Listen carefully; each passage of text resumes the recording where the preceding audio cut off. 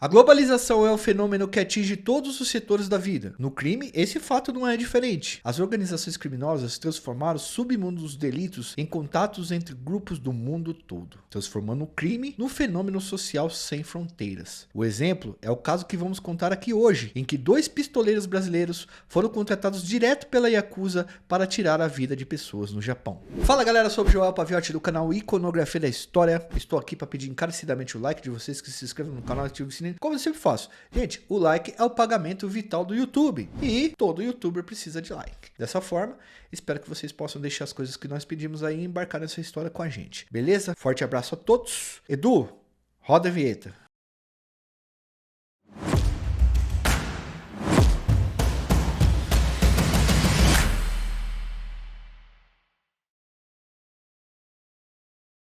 Galera, antes de entrar nessa impressionante história, vamos falar um pouco sobre Yakuza e globalização. A gente trabalha esses 2 termos e depois a gente vai para a história. Yakuza, pessoal, é como os japoneses chamam membros mafiosos. Manja o termo usado no Poderoso Chefão? Vitor Corleone é mafioso. Então, é a mesma pegada. Então, tipo assim, Yakuza não é o nome de um grupo criminoso, tá? Não tem um grupo criminoso que chama Yakuza. São vários grupos mafiosos que recebem esses nomes. E quem trabalha ou comanda eles é chamado de Yakuza. É um Yakuza. Geralmente, o membro Yakuza expõe seu poder através de inúmeras tatuagens pelo corpo. Quanto mais poderoso, mais tatuagem ele tem. A história dos Yakuzas e das Yakuzas japonesas começa no final do século XVI e início do XVII. Na época, o Japão estava saindo de um conflito civil envolvendo muitos cidadãos e inúmeros clãs. Esse conflito foi bem longo, o que transformou toda a economia do Japão. Inclusive, foram criadas muitas profissões que mexiam necessariamente com a morte e com a guerra. No Japão, galera, trabalhar com cadáveres é tradicionalmente um segmento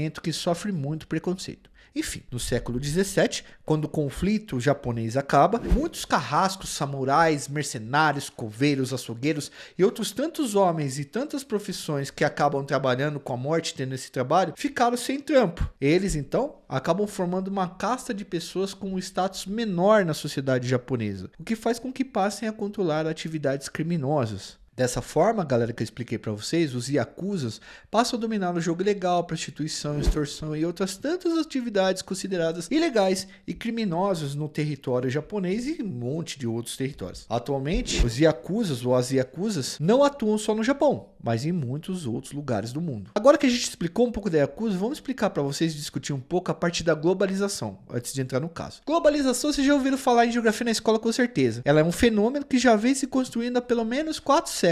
Para ficar um pouco mais claro e tentar definir de forma mais simples e genérica para vocês, globalização é quando as fronteiras do mundo acabam se dissolvendo um pouco e muitos dos territórios começam a conversar, compartilhar tendências, hábitos, aspectos culturais, enfim. Um exemplo é como os Estados Unidos conseguiu impor grande parte de sua cultura a outros povos, tipo o uso da calça jeans, os filmes, McDonald's. Após o advento da internet, a coisa fica mais fluida ainda. O uso do inglês e de outras línguas para se comunicar, por exemplo. Pense, nós estamos trabalhando numa plataforma que é dos Estados Unidos para um público de mais de 30 países e já falamos sobre o crime no México, na Colômbia e agora no Japão. Veja como essas fronteiras elas vão se diluindo nesse processo de globalização. A globalização é esse processo onde o mundo dialoga, convive, entra em conflito, divide tendências, hábitos, um oprime o outro e etc. Caso queira entender melhor esse conceito de globalização, de uma forma mais crítica também, indicamos a vocês o maravilhoso trabalho de Milton Santos, chamado Por uma Outra Globalização, do pensamento único à consciência universal, tá? A gente vai deixar o link aí para vocês nos comentários, vocês sabem que vocês comprarem nesse link, a gente ganha uma comissão. Após explicar esse fenômeno, temos que dizer que o crime também começou a aparecer nesse processo de globalização. As organizações criminosas de todo mundo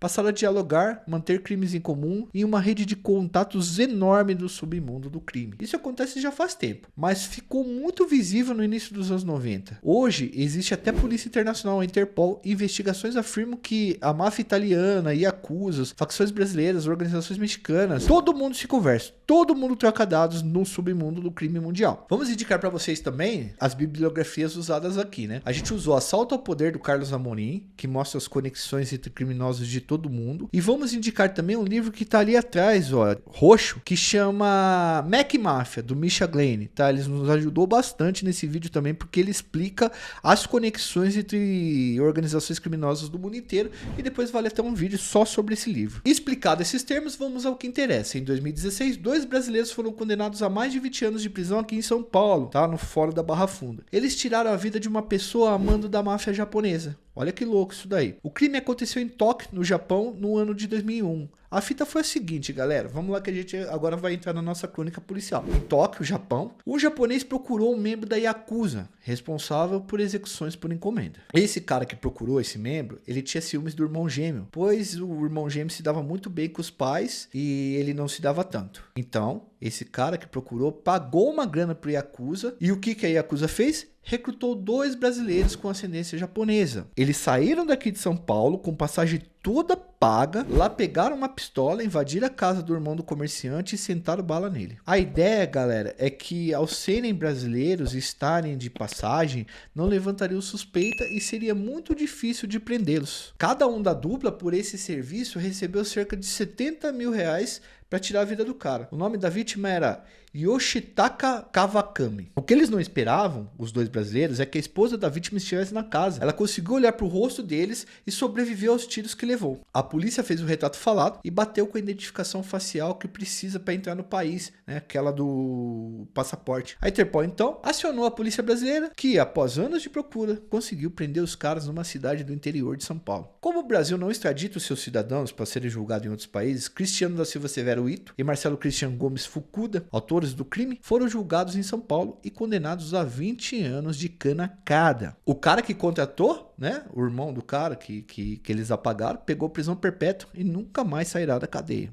Lá não sai. O caso levantou um dado interessante e despertou a polícia japonesa para uma prática que vem sendo adotada por vários yakuza: recrutar executores profissionais em outros países para dificultar as investigações. Não fosse a senhora dentro da casa ter visto o rosto dos algozes do marido, certamente os brasileiros estariam vivendo por aqui e teria rolado um crime não resolvido lá na polícia deles. Nós que somos estudiosos, pessoal, da segurança pública e da geografia do crime, tanto nacional quanto mundial, vamos trazer aqui para vocês mais histórias curiosas de conexões entre os criminosos de diferentes lugares, né? Essa história, por exemplo, ela já se repetiu mais umas 2 vezes ali no Japão e em outros países do mundo, inclusive com brasileiros. Então, eu espero que vocês tenham gostado dessa história. Uma pequena história, ela foi até rápida de se contar, mas só para a gente ter uma noção do que está ocorrendo no mundo da criminalidade, que muitas vezes a gente acha que os crimes, né, as organizações criminosas não estão conectadas, e na verdade elas estão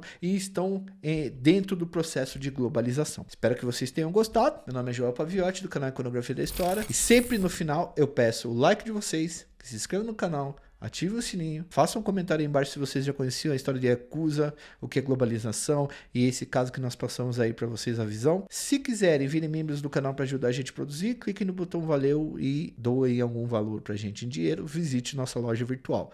Um forte abraço a todos, fui!